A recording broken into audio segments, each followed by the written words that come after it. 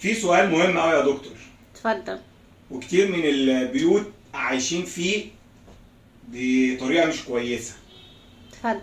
هو ليه الزوجه طول ما زوجها موجود وساكت وما بيتكلمش او حتى بيحذر كتير مرارا وتكرارا، هي حاسه ان هو حق مكتسب، ومجرد ما بيروح يتجوز تخرب الدنيا وازاي وليه وتحارب وتحس ان هو ضاع منها وتبدا تحارب عشانه؟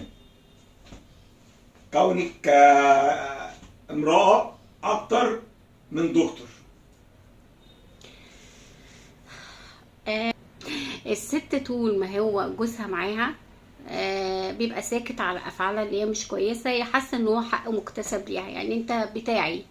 فهو لما بيتكلمش خالص وخلاص يعني رضي بالامر الواقع، فهي حاسه ان هو خلاص لو لف مش هيلاقي غيري. لما بيروح يتجوز عليها بتحاول ان هي تحارب وتعمل، لان هي حاسه ان هو حق مكتسب ليها.